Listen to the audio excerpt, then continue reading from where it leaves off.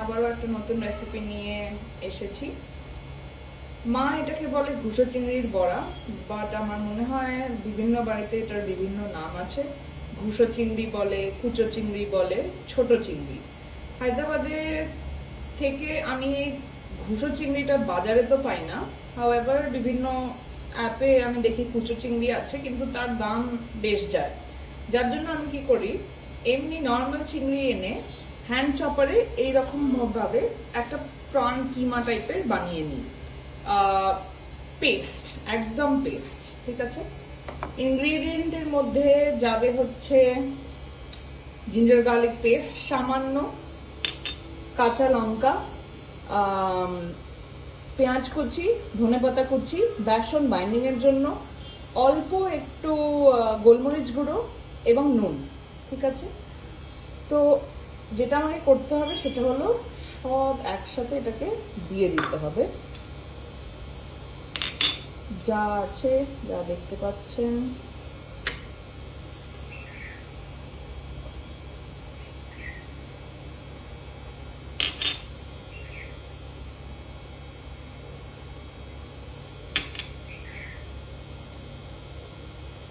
নুনটা দেখে দিতে হবে, এতটা দিলেই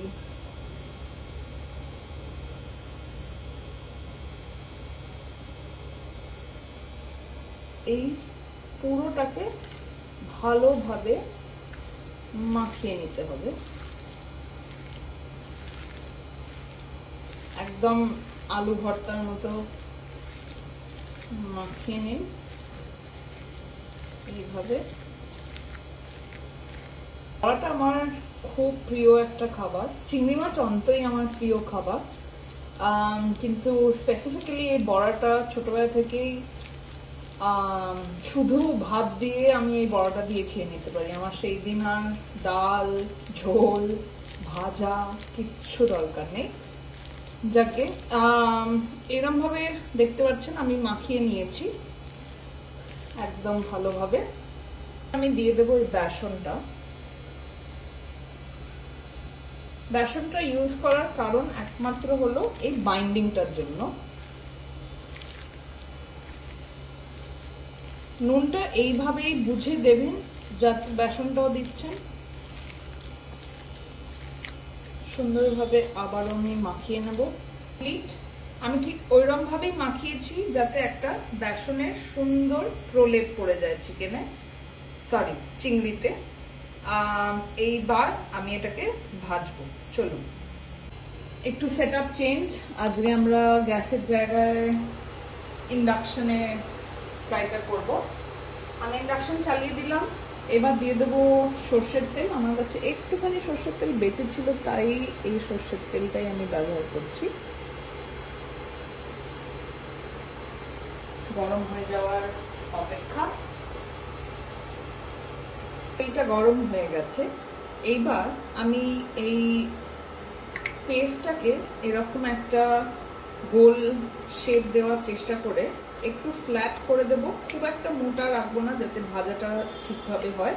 দিয়ে তেলে দিয়ে দেব।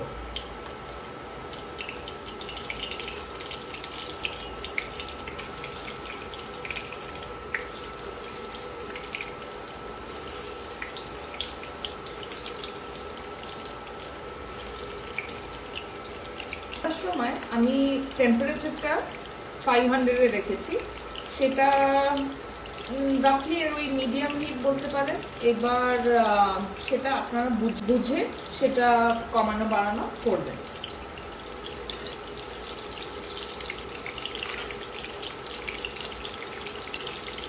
এক পিট করে আমি উল্টে দিলাম।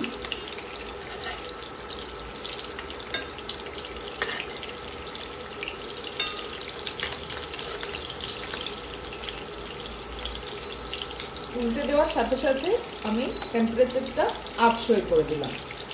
তবে একটু হালকা ব্রাউন হতে হবে, আর উল্টাতে পাল্টাতে থাকতে হবে, যাতে ইভেনলি দু সাইডটা চিংড়ি মাছটা কুক হয়। এবং টেম্পারেচারটাও আমি কিন্তু কন্ট্রোল করছি। যখন দেখছি একটু বেশি গরম হয়ে যাচ্ছে, তখন 800 থেকে আবার 500 করে দিলাম। ঘুষো চিংড়ির বড়া একদম ready to B serve with hot rice, একটু ডাল, বাস। একবার ডেফিনেটলি এটা ট্রাই করে দেখুন। আমার মনে হয় খুব খুব ভালো একটা ভাজা ভাতের সাথে খাওয়া, or rather as an evening snack or a party snack, আমি তো 10 on 10 রেকমেন্ড করবো। ডেফিনেটলি যদি এটা ট্রাই করে থাকেন আমাকে জানাবেন কেমন লাগলো। আর যদি আপনারা কোনো আলাদাভাবে এটা করে থাকেন আমাকে সেটাও কমেন্টসে জানাবেন। Thank you.